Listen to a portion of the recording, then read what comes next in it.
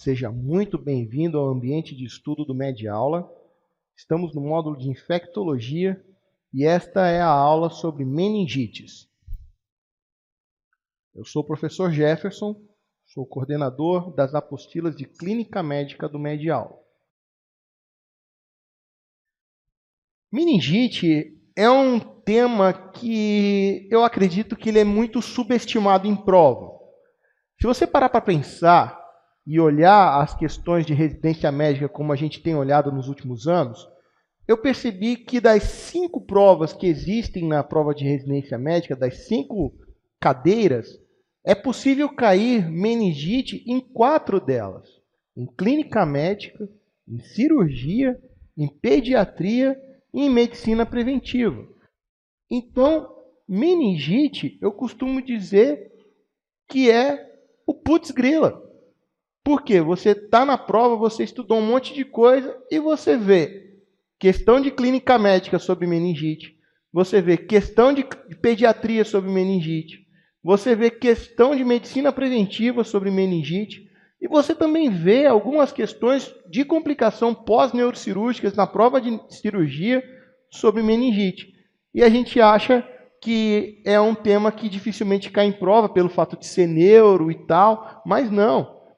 Meningite, eu costumo dizer que é a matéria chamada putz grila, porque ela é muito subestimada em prova de residência pelos alunos. Então, a minha função aqui é trazer uma luz sobre o assunto para você. Algumas informações fundamentais sobre meningite. Primeiro, meningite, via de regra, infinita maioria dos casos, é uma emergência médica. Então, requer de nós cuidado, requer de nós atenção para identificar no enunciado da questão se o paciente tem ou não uma suspeita de meningite, o que vai direcionar para um tratamento mais agudo e mais agressivo. Geralmente, os pacientes nas questões de prova se apresentam com cefaleia, com febre e com alterações sensoriais. Via de regra, o paciente com meningite ele tem rigidez de nuca e rigidez de dorso. E isso geralmente é comprovado através da presença dos sinais de Kernig e de Brudzinski. E quase que invariavelmente nas questões de prova relacionadas à meningite, existe alguma alteração no líquor desses pacientes. Então está aí. Sinal de Brudzinski, quando o examinador flete a cabeça do paciente, sobretudo da criança, a criança flexiona os joelhos. Então, esse é o sinal de Brudzinski. O sinal de Kernig, quando o examinador flexiona a coxa do paciente, ele tenta estender a perna e não consegue. O paciente não deixa o examinador estender a perna. Tudo bem? Então, de novo, sinal de Brudzinski, o examinador flete a cabeça, o paciente flete o joelho junto. Além disso, sinal de Kernig, o examinador flexiona a coxa e quando ele tenta estender a perna, o paciente não deixa, dói. Algumas informações fundamentais. O tratamento empírico precoce ele é fundamental. Então, basta uma suspeita clínica de meningite aguda para se começar o tratamento medicamentoso. Nada justifica deixar de fazer o tratamento medicamentoso para o paciente com suspeita de meningite para esperar qualquer exame que seja. Geralmente, nas provas de residência, o que acontece? Qual que é a sequência correta? Se faz antibiótico terapia antes do exame de imagem, antes da ressonância ou antes da tomografia, que deve ser feita antes da punção lombar, sobretudo nos casos de traumatismo crânioencefálico, dos pacientes imunodeprimidos e quando há suspeita de lesão expansiva do sistema nervoso central. Por quê? Porque se você faz a punção lombar antes do exame de imagem para se certificar que não existe um efeito de massa, você pode ter a herniação uncal e o paciente pode morrer. Então, é fundamental seguir essa sequência. Antibiótico terapia, exame de imagem, depois punção lombar.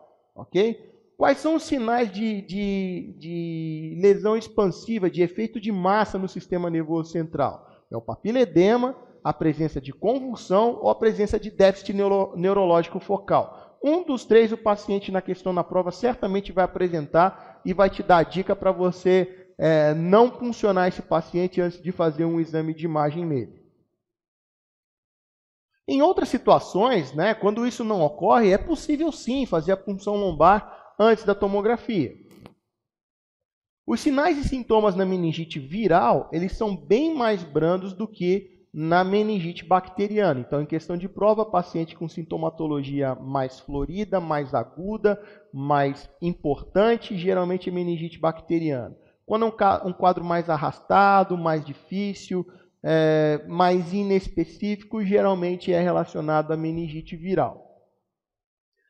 Todos os pacientes com infecção do sistema nervoso central devem ser tratados em ambiente hospitalar. Então, qualquer suspeita de encefalite, abscesso cerebral, criptococose, que é uma coisa que nós vamos falar na próxima aula de infecção do sistema nervoso central, além das meningites, é claro, meningite bacteriana, devem ser tratados em ambiente hospitalar. A única exceção é quando o paciente tem meningite viral.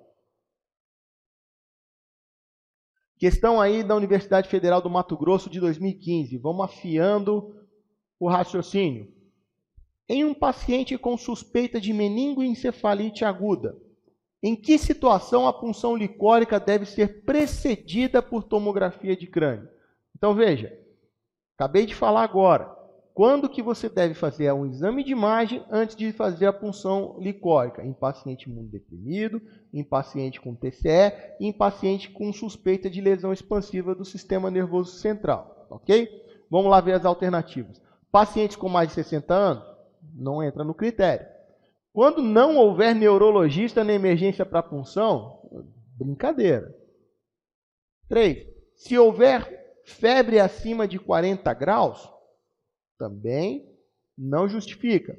Quando o paciente for imunodeprimido, você deve fazer? Você deve fazer. Então, está indicado sim a punção licórica ser realizada depois do exame de imagem, seja tomografia ou ressonância, nesses casos. Paciente imunodeprimido, paciente com TCE grave e pacientes que tenham alguma suspeita de lesão expansiva do sistema nervoso central. Se você puncionar esse paciente antes de se certificar, você corre o risco do paciente ter uma herniação uncal e vir a óbito por conta logo após o seu procedimento. Considerações gerais em relação à meningite. Basicamente, todos os agentes infecciosos podem causar infecção do sistema nervoso central.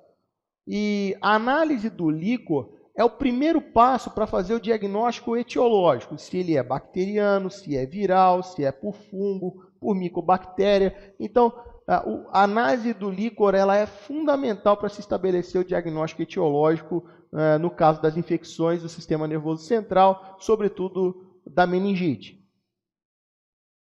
Os principais parâmetros no líquor incluem a contagem celular, a bioquímica com a dosagem de glicose, a dosagem de proteína e a pressão de abertura para a saída do líquor. Então, esses parâmetros, citologia, bioquímica e pressão de abertura, são fundamentais para diagnóstico etiológico da meningite, sobretudo da meningite. Está aí um quadro que mostra para você exatamente esses parâmetros que nós temos no líquor. Então, num líquor normal, existem poucas células, nenhuma até 5 linfócitos. A glicose ela vai variar de 50% a 70% do valor normal da glicemia. A proteína varia de 15 a 45 mg por decilitro. E a pressão de abertura normal varia em torno de 70 a 180 milímetros de mercúrio. Muito bem. No caso de meningite bacteriana, haverá um aumento da celularidade no líquor, com predominância de neutrófilos, e de polimorfonucleares. A glicose, por sua vez, vai estar baixa, geralmente muito baixa, abaixo de 45 mg por decilitro, enquanto que a proteína é alta, acima de 50 mg por decilitro. A pressão de abertura do líquor ela é marcadamente elevada, né? Então, esse é o aspecto do líquor na meningite bacteriana. No caso de meningite micobacteriana, ou seja, meningite tuberculosa ou fúngica, a quantidade de neutrófilos, a quantidade de células no líquor não é tão grande quanto na meningite bacteriana. E, na maioria, essas células são linfócitos. Se bem que no começo, na fase inicial, tanto da meningite tuberculosa quanto da meningite da encefalite fúngica, da criptococose, por exemplo, pode haver aumento de polimorfo nuclear de forma inicial. Além disso, a glicose também é baixa, a proteína também é alta e a pressão de abertura também é elevada, mas também não tanto quanto na meningite bacteriana. Tudo bem?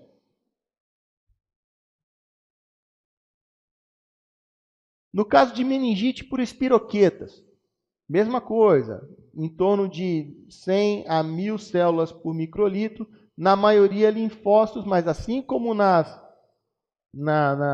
meningite por tuberculose, a maioria pode ser linfócitos, mas inicialmente pode ser polimorfo nuclear. Agora começa a ter um pouquinho de variação. A glicose na meningite por espiroquetas é normal e a proteína ela é moderadamente alta. Ela é alta, ela é acima de 50, mas ela não é tão alta quanto na meningite bacteriana, por exemplo.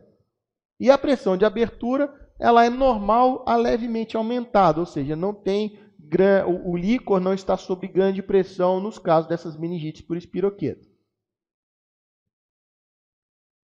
No caso da meningite asséptica, ou no caso da meningoencefalite viral, nós também temos um aumento importante da celularidade, podendo chegar até 2.000 por microlitro, que na sua maioria é linfócitos, mas também pode ter polimorfo nuclear inicialmente.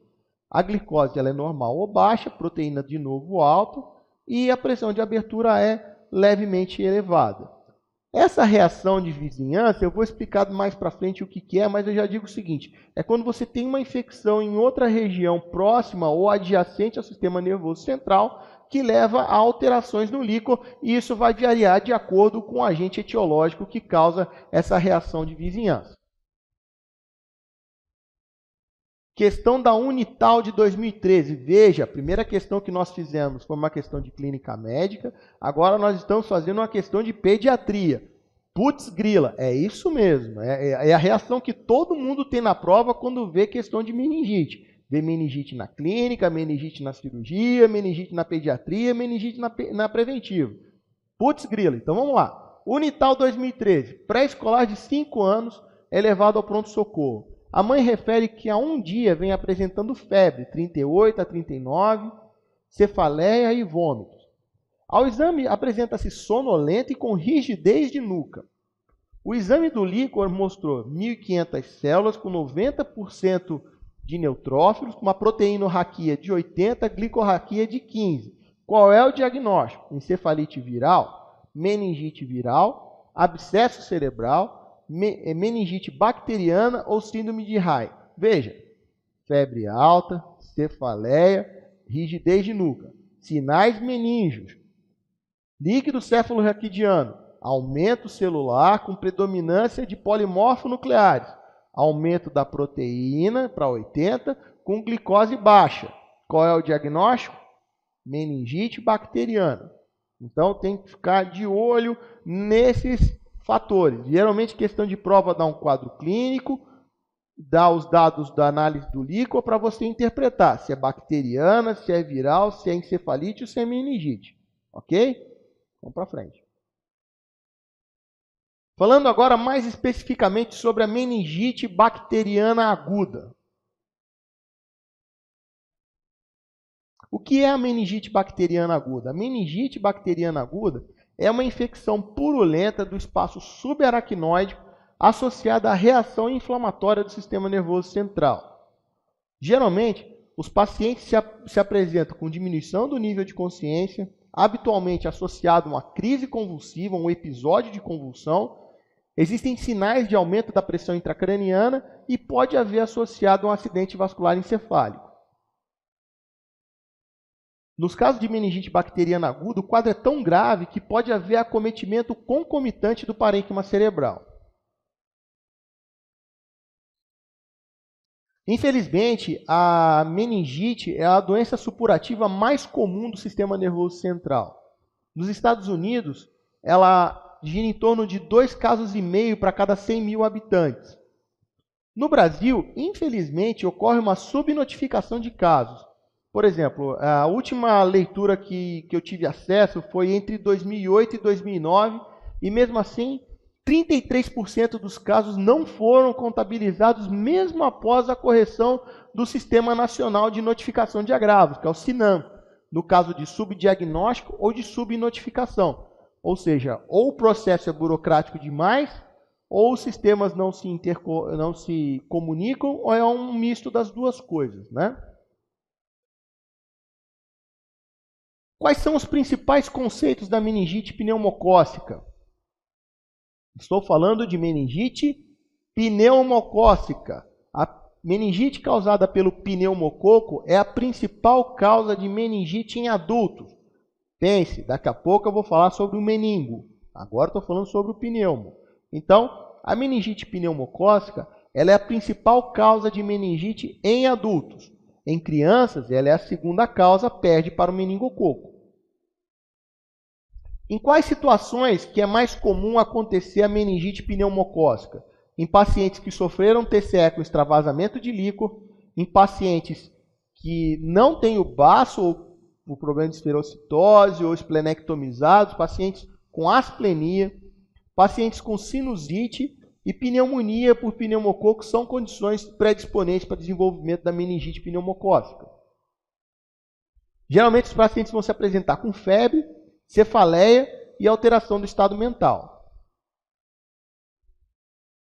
É importante lembrar que os pacientes com meningite pneumocócica vão apresentar sinais de meningismo, com déficit neurológico focal, rebaixamento do nível de consciência e a presença de paralisia de nervos cranianos são absolutamente frequentes. Então é muito comum associado a déficit neurológico focal e a diminuição do nível de consciência, é comum a presença de paralisia de nervos cranianos. No líquor, o que nós vamos encontrar é a presença de diplococos gram-positivos. E, geralmente, uma coisa importante, um detalhe importante na meningite pneumocócica é que, geralmente, essas meningites não cursam com exantema. Então, uma meningite pneumocócica, geralmente, ela não tem exantema cutâneo. Ok? A coloração de gram no líquor ela é positiva em cerca de 80% a 90% dos casos. Os achados típicos de meningite bacteriana, eles podem não estar presentes na análise bioquímica do líquor. Então, veja, aquela história que eu falei no começo, se você resolver colher o líquor para depois fazer o antibiótico, você perde tempo. Então, você faz o antibiótico, depois você colhe o líquor, mesmo porque os achados bioquímicos podem simplesmente não estar presentes. Mas, via de regra, a glicose é baixa, geralmente abaixo de 40, a proteína do líquor é alta, acima de 150, com aumento de celularidade, né? Geralmente acima de 100 leucócitos por microlitro, com predominância, aliás, de polimorfonucleares. É importante na meningite pneumocócica colher hemoculturas e iniciar o antibiótico de forma empírica. Não se justifica, de novo, atrasar o antibiótico para fazer qualquer exame que seja do líquor, seja de culturas, ok? Além disso, uma outra atitude importante no paciente, na abordagem de um paciente com meningite é a administração de corticoide, sobretudo a dexametasona, 0,15 mg por quilo a cada 6 horas por 4 dias. A maioria dos estudos mostraram uma diminuição de mortalidade nesses casos de meningite de até 60%. O mecanismo principal da ação da dexametasona a gente não sabe ao certo, a gente sabe que ajuda a diminuir a mortalidade e ajuda a diminuir o edema cerebral. Exame de imagem, como eu já falei, é importante. A punção lombar a gente já citou também a respeito dos valores, os valores que podem ser encontrados na alteração licórica. Falando agora um pouquinho sobre a meningite meningocócica. Quais são os conceitos principais da meningite meningocócica? Ela é a principal causa de meningite em crianças e é a segunda causa em adultos. Então veja que troca. No adulto, a principal causa de meningite é o pneumococo, na criança é a segunda. Na criança, a primeira causa é o meningococo e a segunda é o pneumococo. Tudo bem? As crianças também vão se apresentar da mesma forma, com febre, com cefaleia, presença de crise convulsiva, confusão mental e delírio. Diferente da meningite causada pelo pneumococo, a meningite meningocócica, ela apresenta, aliás, um importante exantema petequial em pele e em mucosas. A presença dos sinais de meningismo, com rigidez da nuca e rigidez do dorso, é marcado. E, geralmente, nesses casos, nós vamos ter os sinais de Kernig e de Brudzinski presentes. Os sinais eu já descrevi anteriormente nessa mesma aula.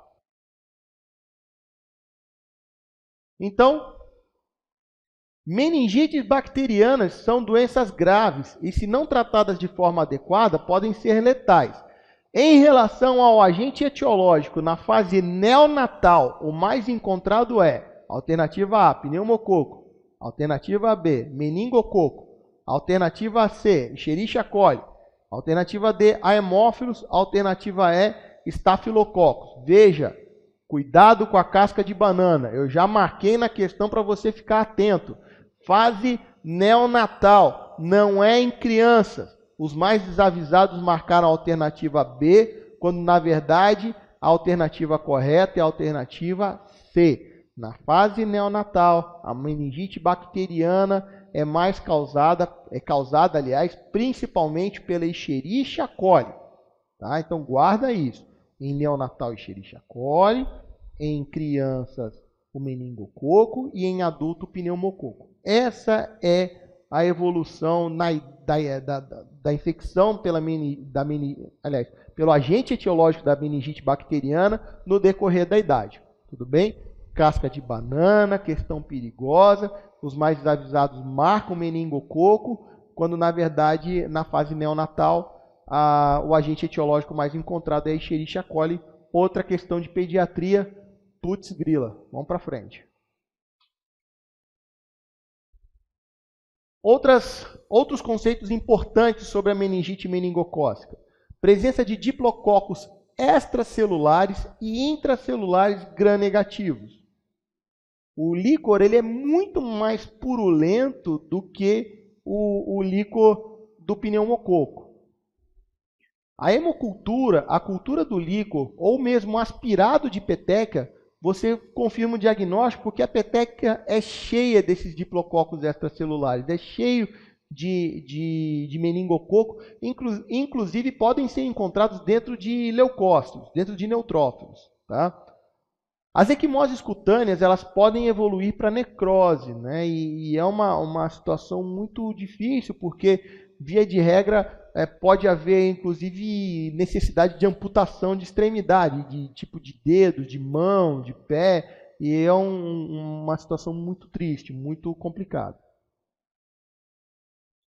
Quais são os principais patógenos dentro da meningite meningocócica? Na verdade, são 4, né? É o meningococo do tipo A, o B, o C e o W135. Nos Estados Unidos, a causa mais comum de meningite meningocócica é a meningite pelo meningococo do tipo C. No Brasil, a meningite mais comum, meningite meningocócica mais comum, é a do tipo B de bola, sendo que a do tipo C é o segundo tipo mais comum. Então, tem essa inversão. Nos Estados Unidos, o tipo C é o mais prevalente, no Brasil, o tipo B é o mais prevalente, com o C entrando aí em segundo lugar. 40% da população tem a nasofaringe contaminada pelo meningococo. Então, isso é muito complicado. Para você ter uma ideia de como essa bactéria é prevalente, né? De como ela existe no ar. 40% da população tem a nasofaringe contaminada pela Neisseria meningitidis, né? E existe uma situação muito complicada dentro da infecção pelo meningococo, que é a meningococcemia, que é o paciente que apresenta exantema, ele apresenta sepse, mas ele não tem meningite. ele tem meningococcemia. E aí ele corre o risco daquelas petecas que eu citei no slide anterior, inclusive de evoluir para amputação e essas coisas todas. Então, é possível sim você ter uma infecção pelo meningococo, que é uma bactéria extremamente virulenta, sem meningite. Absolutamente sem meningite. Meningococcemia sem meningite. Voltando aqui para a análise do líquor na meningite meningocócica. É um líquor turvo ou purulento, com pressão bastante elevada. De novo, aumento da proteína, diminuição da glicose, isso é comum a todos os tipos de meningite. Presença de aumento da celularidade, com predomínio de polimorfo nuclear, até aí igual. Qual é a diferença? A diferença é que você encontra um monte de diplococos intracelulares dentro desses polimorfos nucleares. Você analisa o polimorfo nuclear, dentro do neutrófilo você vai encontrar o diplococo, dentro do neutrófilo você vai encontrar a Neisseria meningitidis.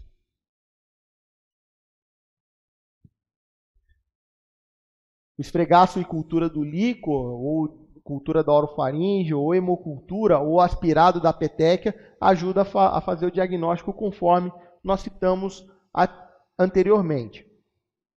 O teste da hemaglutinação em látex e o teste do polissacarídeo, eles são importantes para acompanhar a evolução de pacientes que são parcialmente tratados.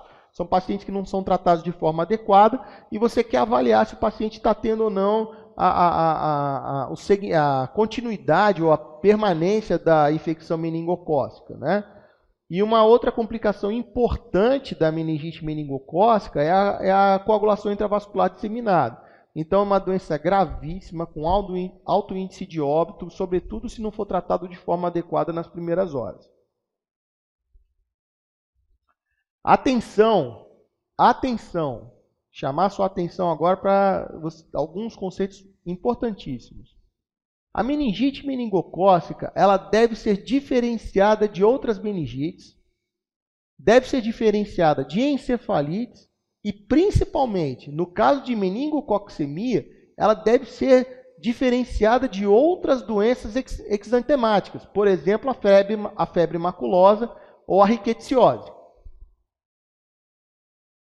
Em lactentes pequenos, em neonatos ou em pacientes idosos, nem sempre você vai encontrar rigidez de nuca.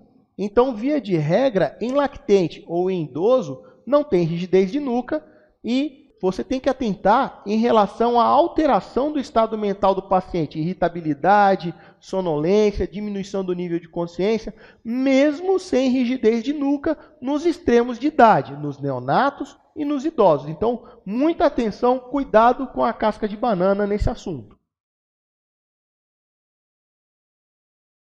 Existem duas vacinas efetivas para os grupos A, C, Y e W135. Não existem duas vacinas para o meningococo do tipo B.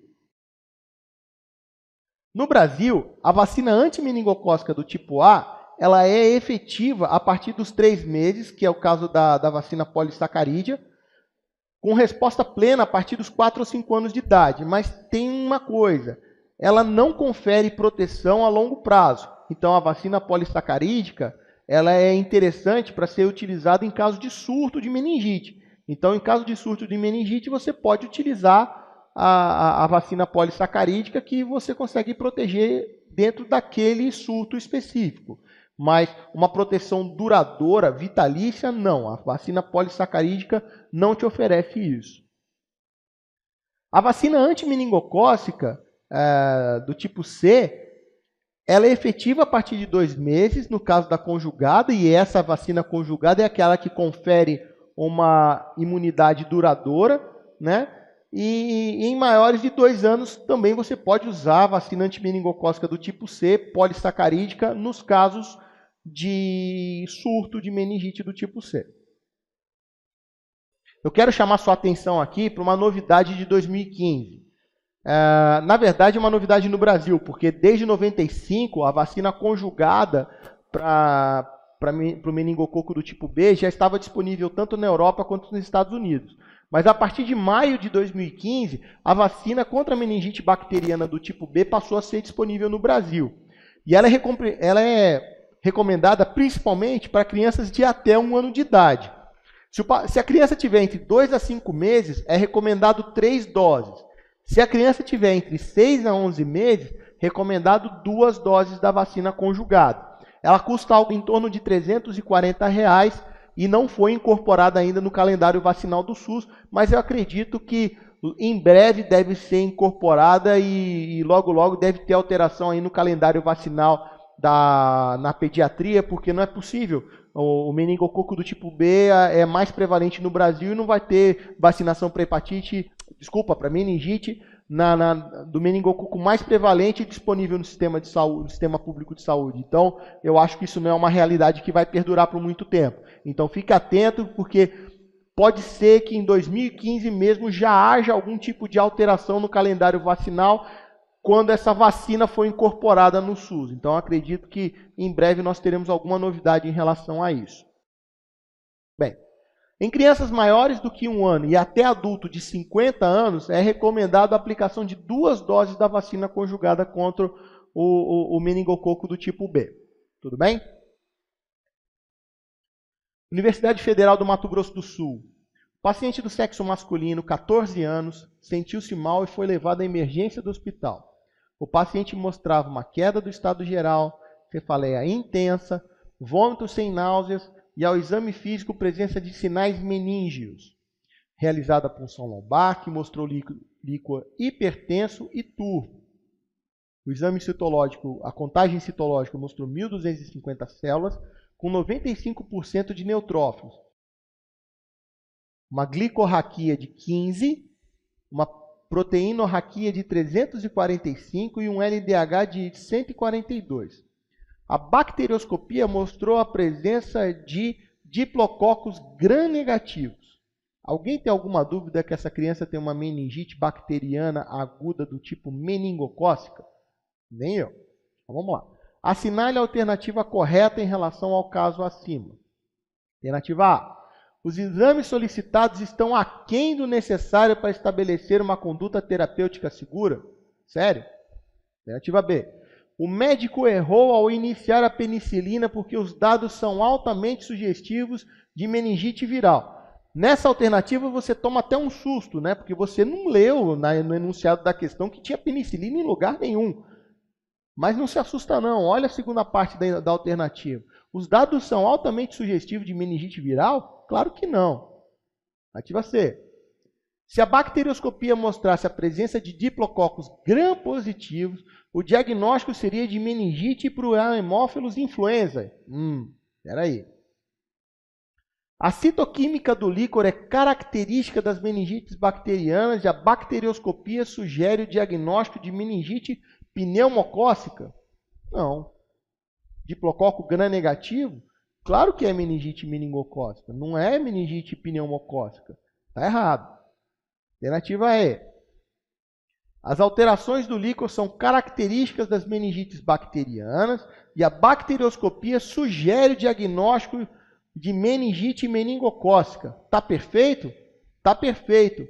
Aí você ficou entre a alternativa C e a alternativa E. Por que a alternativa C está errada? Porque se a bacterioscopia mostrasse a presença de diplococos gram-positivos, o diagnóstico seria de meningite por pneumococo. Por isso que a alternativa E é correta.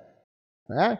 Por isso que a alternativa E é correta. As alterações do líquor, diplococos gram-negativos, com líquor turvo, todo o quadro clínico do paciente, sugere o diagnóstico de meningite meningocócica. Excelente questão, muito boa questão, com dados condizentes, exceto ali a casca de banana da penicilina, que não tem nada de penicilina no enunciado da questão. Vamos para frente. Em relação ao caso apresentado, assinale qual das condutas relacionadas é a mais correta. Então, agora você fez o diagnóstico de meningite meningocócica, agora nós vamos tratar. Então, vamos lá. Alternativa A. Prescrever profilaticamente rifampicina de 12 em 12 horas, 4 doses para os colegas de sala de aula. B. Recomendar que os familiares do paciente compareçam à emergência para receber a profilaxia. C. Se a bacterioscopia revelasse a presença de diplococos gram-positivos, A quimioterapia para os colegas de escola também estaria indicada. Alternativa D. Prescrever a quimioprofilaxia para todos os profissionais de saúde que atenderam o paciente na emergência. Alternativa E. Como o paciente foi tratado com penicilina, precisa receber a quimioprofilaxia com rifampicina por ocasião da alta hospitalar. Então vamos lá. Quem é que faz a profilaxia? São os colegas de sala de aula? Não. São os profissionais de saúde que atenderam o paciente na emergência? Não.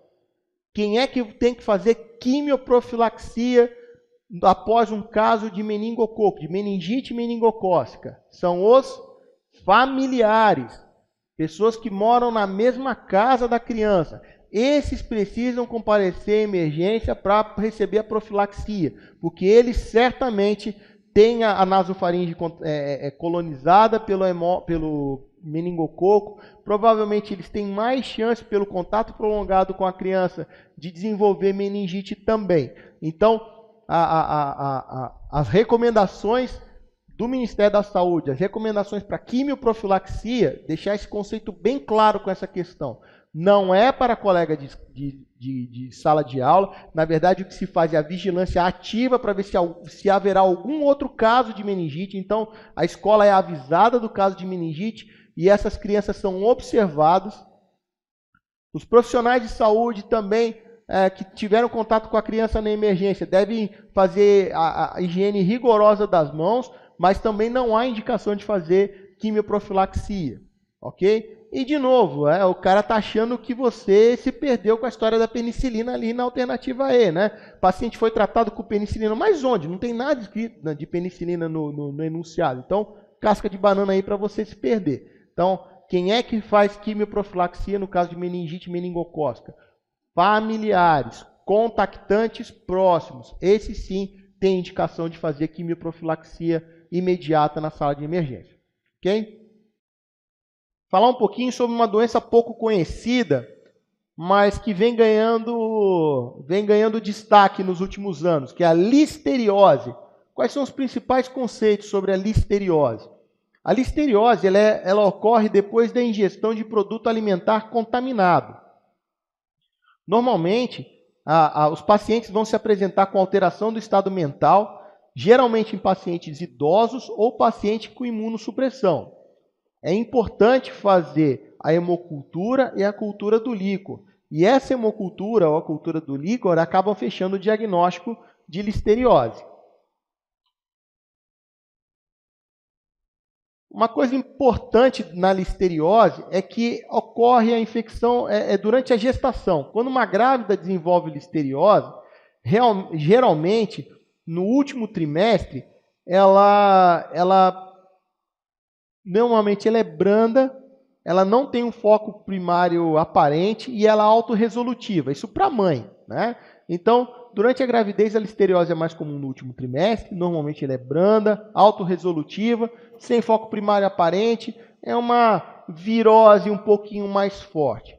Mas no feto pode-se desenvolver o que a gente chama de granulomatose infantisséptica, que é o quê? É a infecção neonatal adquirida no útero com abscessos disseminados, granulomas e alta taxa de mortalidade intraútero, gerando aborto, ou neonatal. Então aqui a gente está vendo um bebezinho que foi a óbito por conta de uma granulomatose infantisséptica. Na listeriose, pode ocorrer a bacteremia com ou sem sepse associadas nos neonatos ou nos adultos imunocomprometidos, né? Então, quais são as grandes complicações? São as infecções focais. Pode acontecer adenite, abscesso cerebral, endocardite e a osteomielite, sendo que a osteomielite já é mais raro.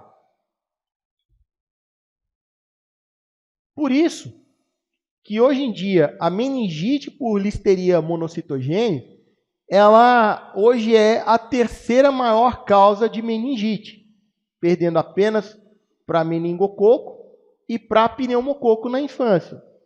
E a meningite por listeria monocitogênese, ela é mais comum em lactentes com menos de 2 meses, só perdendo, na verdade, para meningite por Escherichia coli. Então veja que é uma doença extremamente importante, né? E ela é comum, ela só perde, na verdade, para a Escherichia coli em neonato, em lactentes com menos de 2 meses.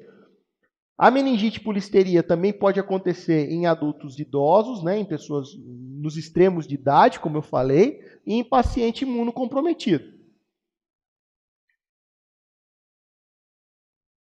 Infelizmente, tanto em crianças quanto em adultos, ela é a terceira causa mais comum de meningite bacteriana, né? Tanto em adulto quanto em criança. Existe um aumento da celularidade no líquor, e o nome disso é pleocitose, né? Essa expressão pleocitose quer dizer que existe um aumento de neutrófilos no líquor cefalorraquidiano, e geralmente essas meningites elas estão associadas, como eu já falei, a pacientes imunodeprimidos, né, portadores de HIV, ou em tratamento com infliximab, né, com inibidor de fator de necrose tumoral. Questão aí da UFJF.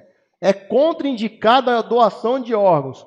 Questão de cirurgia, professor. Lembra que eu falei? Putz, grila. É mesmo. Então, falamos aí, questão de clínica médica, questão de pediatria, agora eu estou roubando uma questão da cirurgia. Então, é contraindicação a doação de órgãos. Alternativa A, meningite bacteriana com agente etiológico conhecido e tratamento a 48 horas. Alternativa B, sorologia positivo para o vírus Epstein-Barr. Alternativa C, carcinoma in situ do colo uterino. Alternativa D, meningite por monocitogênese e herpes. Resposta? Alternativa E. Por quê? Por quê, professor? Porque a meningite por listeria monocitogênese está associado a quê? O que a gente acabou de falar. A imunossupressão. Pacientes com imunossupressão, ou seja, paciente com suspeita de HIV, paciente com provável tratamento com infliximab. Então, é contraindicação de doação de órgãos essa suspeita de imunossupressão, essa suspeita de imunodeficiência, porque você pode acabar contaminando o receptor com um órgão que provavelmente esteja contaminado pelo HIV. Então, veja, duas alternativas de meningite numa questão de cirurgia falando de doação de órgãos. Então, de novo, putz grila.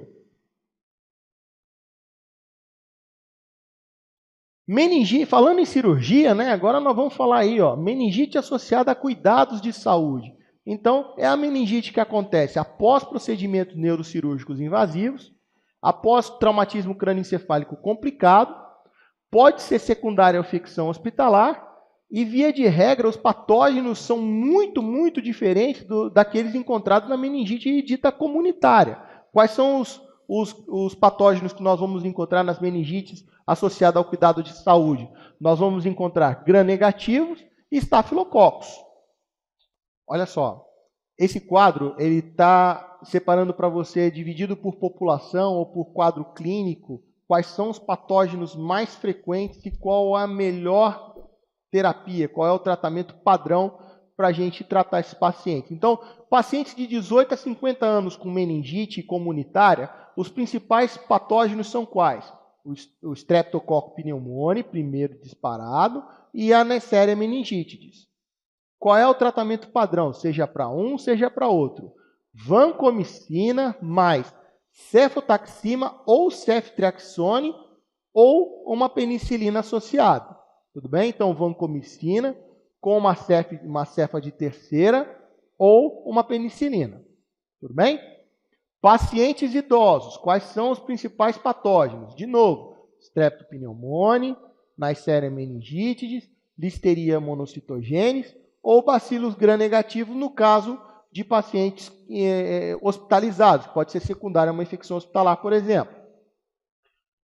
Vancomicina, uma cefa de terceira, mais uma penicilina, no caso, uma ampicilina. Tudo bem? Pacientes imunodeprimidos. Principal patógeno, Streptopneumoniae, Listeria monocitogênese e bacilos gram-negativos. Qual é o tratamento? Vancomicina mais ampicilina mais o cefepime. Então, 3 drogas para tratamento de meningite em pacientes com imunossupressão. Pacientes que apresentam meningite pós o traumatismo crânioencefálico ou pós-neurocirurgia, quais são os principais patógenos? Streptococcus pneumoniae, de novo. Só que aí muda o quê? Staphylo aureus e bacilos gram-negativos. Qual é o tratamento? Vancomicina com cefepime. Tudo bem? Vamos ver se ficou tudo bem mesmo. Questão da Universidade Federal de Santa Catarina de 2015. Paciente masculino de 60 anos, diabético, iniciou com cefaleia intensa e febre de 39 graus há 2 dias. Chega à emergência sonolento com rigidez de nuca. É realizado uma punção lombar, cujas características do líquor são células totais 580, com predomínio de polimorfos nucleares, uma glicorraquia de 20 e a proteinorraquia de 80. Presença de bacilos gram-positivos à bacterioscopia. Em relação ao caso clínico, assinale a alternativa correta. Alternativa A. A leitura da bacterioscopia está incorreta, pois conceitualmente não existe bacilo gram-positivo. E o pneumococo é o quê? Está fora. Alternativa B. Trata-se de uma meningite por hemófilos tipo B? Claro que não. É uma meningite por pneumococo, bacilo gram-positivo. Está errado. Alternativa C. Caso a dosagem do lactato no líquor seja menor do que 4 milimol por litro, sugere fortemente o diagnóstico de meningite bacteriana. Espera aí, alguém está falando de lactato aqui? Em algum momento da aula eu falei de lactato? Não, falei de celularidade, glicose, proteína e pressão de abertura. Quando a gente está falando de lactato, a gente está falando do sangue, não do líquor. Então, esquece, não está errada essa questão. Casca de banana. Alternativa D. A cultura positiva é o único critério diagnóstico de meningite bacteriana. Vamos ver a alternativa E. A ampicilina deve fazer parte do esquema terapêutico? Com certeza. Vancomicina com uma cefa de terceira ou uma ampicilina. Alternativa correta, item E. Então, tá lá, ó, vamos voltar aqui, eu vou voltar 2 slides aqui para a gente ver, 3 slides, ó. Aqui, ó, paciente maior do que 50 anos, vancomicina com uma cefa de terceira, eu falei né, desculpa, mas, está aqui o sinalzinho de mais, uma ampicilina de 4 em 4 horas. Então, a ampicilina em pacientes idosos faz parte do esquema terapêutico para meningite por pneumococo. Tudo bem? E a cultura positiva não é o único critério diagnóstico de meningite bacteriana, não. Você pode fazer outros dados, não só de cultura, mas também de avaliação do próprio líquor, verificando a presença dos bacilos gram-positivos na bacterioscopia. Então, o próprio enunciado já dá o diagnóstico, a presença de bacilo gram-positivo à bacterioscopia. Por que o cara está falando ali embaixo, na alternativa D, que a cultura positiva é o único critério, se no enunciado mesmo ele já deu a presença de bacilo gram-positivo, que você sabe que é o pneumococo na bacterioscopia do líquor? Então, a alternativa D está furada, tá? Então, a alternativa correta é a alternativa E. A ampicilina deve fazer parte, sim, do esquema terapêutico. Aproveita os quadros que eu deixei aí na aula para estudar.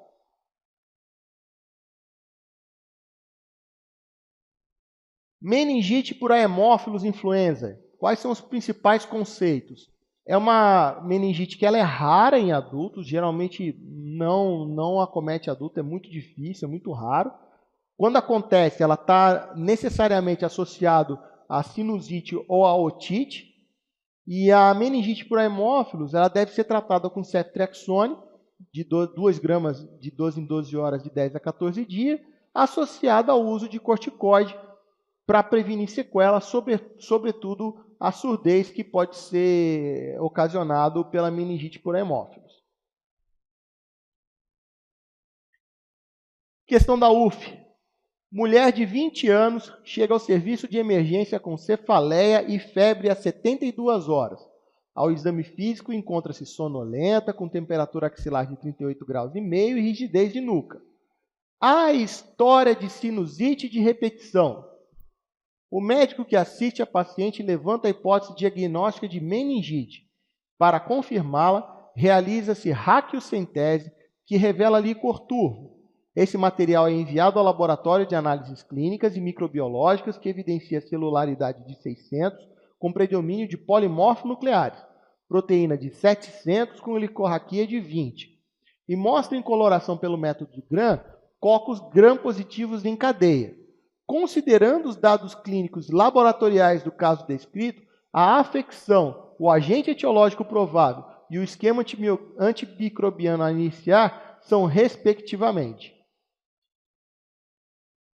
Alguém tem dúvida que essa paciente tem uma meningite por hemófilos?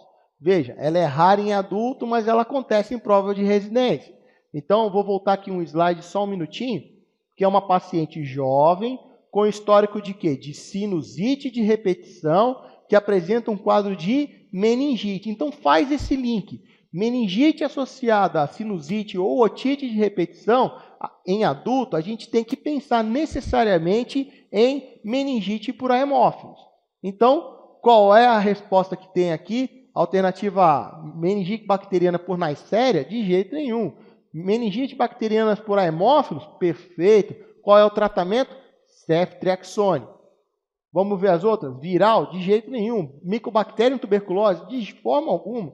Streptococcus pneumoniae? Também não. Então, meningite associada a otite, ou sinusite de repetição, é uma meningite bacteriana por Haemophilus influenzae. Não pode errar, tá bom? Existe um conceito chamado de meningite parcialmente tratada. Normalmente ela ocorre após 12 a 24 horas do início do tratamento. Existe uma diminuição da positividade de lâminas coradas pelo Gram, mas isso é pouca coisa, em torno de 20%, então você ainda consegue flagrar, na maioria das vezes, as bactérias no Gram. Porém, a positividade da cultura do líquor diminui a quase a metade, em torno de 30% a 40%. E o número de células, o nível de glicose e a proteína, elas permanecem inalterados. Então, veja, não adianta você tentar fazer uma nova punção de líquor após 12 a 24 horas do início do tratamento, porque o que você vai encontrar vai ser essas pequenas alterações que não vão ajudar em praticamente nada na evolução do paciente, né? Então, tem que tomar cuidado também, porque em alguns casos os pacientes vão apresentar valores semelhantes àqueles que eu mostrei anteriormente na aula, da meningite viral ou meningite asséptica. Vamos falar aí, sobretudo, da meningite tuberculosa. Quais são as informações principais da meningite tuberculosa? Normalmente, a meningite tuberculosa é causada pela ruptura de um tuberculoma meníngeo. Na figura anterior, eu vou voltar aqui, ó. Vocês estão diante aqui de um tuberculoma meníngeo, e esse tuberculoma meníngeo, ele é capaz de gerar a meningite tuberculosa. Vamos passar novamente o slide. Como é que o paciente se apresenta? Ele se apresenta com cefaleia, convulsão, náusea e vômito. Diferente da meningite bacteriana aguda, o início da meningite tuberculosa ela é gradual e ela é seguida de inquietação, anorexia e irritabilidade. Existem anormalidades típicas dos nervos cranianos e o líquor vai se mostrar com linfocitose, glicose baixa e proteína alta. Em idosos, a cefaleia e as alterações comportamentais são as mais proeminentes. A rigidez de nuca, a paralisia de nervos cranianos, ela é progressiva. E em 3/4 dos pacientes, nós vamos encontrar aí um foco ativo de tuberculose. As colorações, as culturas do líquor são negativas em até 25% dos casos. A meningite tuberculosa ela pode ser confundida com outros tipos de meningite, mas veja, o caráter gradual, insidioso, o predomínio de linfócitos no líquor e a evidência de tuberculose ativa em outro órgão, elas fecham o diagnóstico de meningite e tuberculose. Então não é tão difícil assim fazer o diagnóstico de meningite e tuberculose, e o tratamento é feito da mesma forma ao da tuberculose pulmonar associado à dexametasona, ou seja, você vai usar o esquema HIP, e inclusive com o etambutol associado à dexametasona. Então, mais uma vez aqui, ó, nós estamos mostrando o líquor da meningite micobacteriana ou fúngica, né? Aumento discreto na celularidade do líquor, com linfócitos, mas inicialmente com polimorfo nuclear, uma glicose baixa com a proteína alta e a pressão de abertura moderadamente elevada. Universidade Federal do Mato Grosso do Sul. Paciente de 46 anos apresenta alterações do comportamento há 2 semanas. Uma tomografia do crânio mostrou alargamento dos sulcos e hidrocefalia discreta. Nos últimos dias, constatou-se febre baixa. O exame físico é inexpressivo, exceto por intensos sinais meníngeos. Não havia alterações de pele. A punção lombar se dá a saída a líquor claro, com 382 células, 3,85 das quais mononucleares, sendo a glicorraquia de 0 e a proteinorraquia de 900 mg/cento. A baciloscopia é negativa. Qual é a melhor hipótese diagnóstica? Tuberculose, neurosífilis, histoplasmose, neurocriptococose ou paracoccidioidomicose? Putz grila, outra questão de meningite. E aí, como é que a gente sai dessa? Veja, alteração do comportamento há 2 semanas, TC de crânio com alargamento de sulco, hidrocefalia, últimos dias com febre baixa, exame físico inespecífico, discreta celularidade, com líquor claro, baciloscopia negativa. Esse cara tem o quê? Tuberculose. Só pode ser. O paciente só pode ter tuberculose. Então tá aí. Qual é a alternativa correta? Item A, meningite e tuberculose. PUC de São Paulo de 2015. Em relação às meningites bacterianas na infância, assinale a alternativa incorreta. Alternativa A. O exame bacterioscópico direto GRAM ele é positivo em 70% dos pacientes com meningite bacteriana que não receberam antibiótico terapia prévia. Ok. A cultura do líquor pode ser negativa naqueles pacientes que receberam antibiótico terapia prévia à coleta, o que ocorre frequentemente. C. A esterilização que ocorre nas primeiras horas após a administração,